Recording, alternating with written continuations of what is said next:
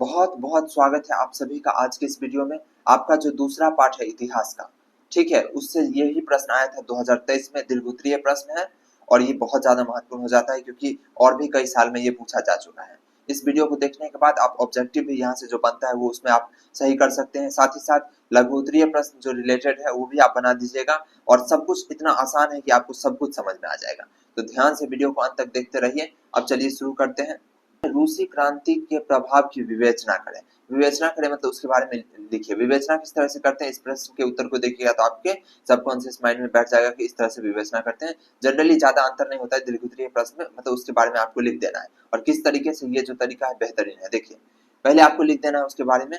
तो रूसी क्रांति 1917 का दुनिया पर गहरा प्रभाव पड़ा। ठीक है, आप इसको और बड़ा कर सकते हैं क्योंकि परीक्षा में आपको बड़ा करना होता है तो सब कुछ तो आपको याद नहीं रहेगा। अगर कम याद रहेगा तो इसी को एक बड़ा कर दीजिएगा। रूसी क्रांति जो कि 1917 में हुआ था, इस तरह से आप लिख दीजिएगा तो और बड़ा हो जाएगा। ठीक है, ये सब तरीका है, ट्रिक है जो आपको सीखना है, तभी आप परीक्षा में बेहतरीन अंक ले पाइएगा।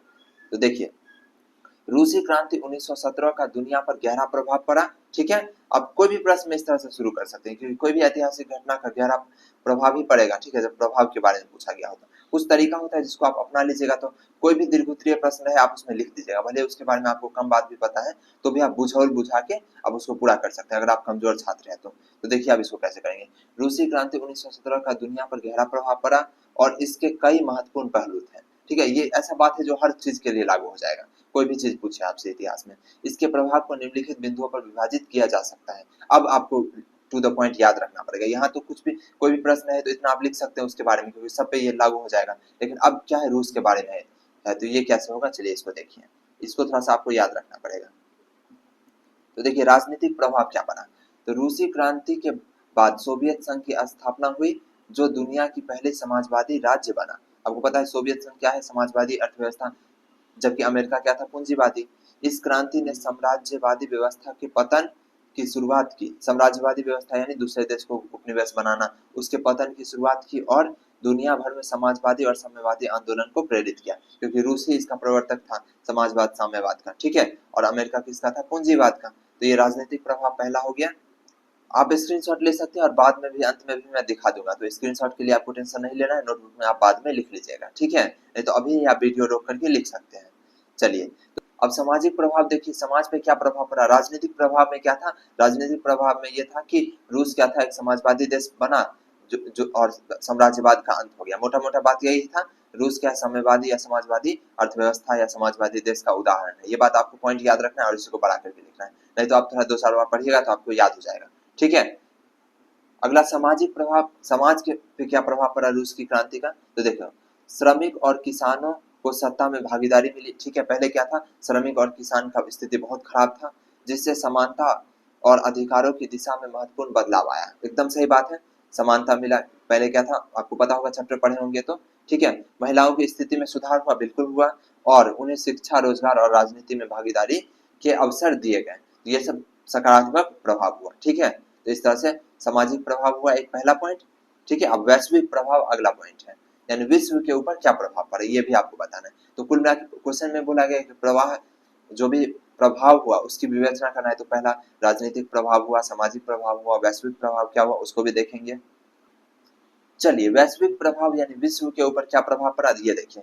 तो रूस से प्रेरणा लेकर कई देशों में साम्यवादी दलों का गठन हुआ, बिल्कुल हुआ, जैसे कि चीन, क्यूबा और वियतनाम। ये सब देश क्या है, साम्यवादी व्यवस्था वाला देश है। चीन में तो अभी भी है डिक्टेटरशिप यानी साम्यवादी, लेकिन बाद में क्या हुआ, निरंकुशता आ गई, और जो कि हर देश में हो जाता है। ठीक है, जो साम्यवादी विचारधारा को अपनाता है।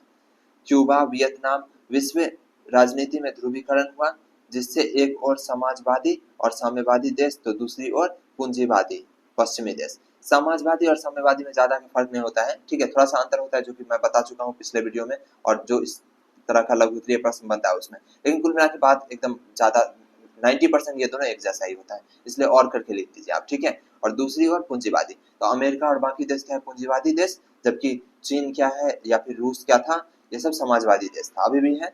ठीक है, साम्यवादी देश रूस। ठीक है, तो इस तरह से वो पूंजीवादी नहीं है, जबकि अमेरिका क्या है, पूंजीवादी, और हमारा देश क्या है, मिश्रित है। हमारे देश में समाजवादी का भी है और पूंजीवादी का भी है, लेकिन धीरे धीरे हम लोग पूंजीवादी की ओर बढ़ रहे हैं। ठीक है,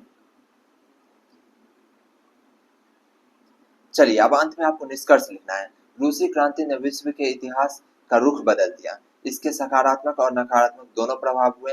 हालांकि यह एक ऐसी ऐतिहासिक घटना है जिसे नजरअंदाज नहीं किया जा सकता। इस तरह से आपको निष्कर्ष लिख देना, और ये भी आप हर प्रश्न में इस तरह से लिख सकते हैं। फॉर्मेट याद कर लीजिए, और कोई भी क्वेश्चन है इतिहास का तो आप इस तरह से इसको चिपका सकते हैं। अब नकारात्मक प्रभाव क्या हुआ, तो जो भी साम्यवादी देश था धीरे धीरे उसमें क्या आ गया, डिक्टेटरशिप आ गया, तानाशाही आ गया। जैसे रूस में क्या है, पुतिन ही है इतने दिन से, वहां पे कोई दूसरा बन नहीं रहा है, उसी का मर्जी चलता है। और चीन में भी यही है।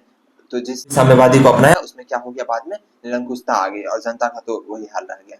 ठीक है, तो ये चीज नकारात्मक प्रभाव भी हुआ। इस तरह से लिखना नहीं, क्योंकि 150 शब्द में ही आपको पूरा करना है। ठीक है, तो ये शब्द सीमा के अंदर है। अब इसका स्क्रीनशॉट ले लीजिए, मैं एक एक करके दिखा देता हूँ। चलिए यहाँ से ले लीजिए,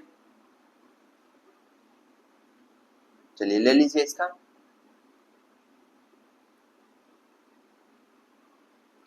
चलिए इसका ले लीजिए,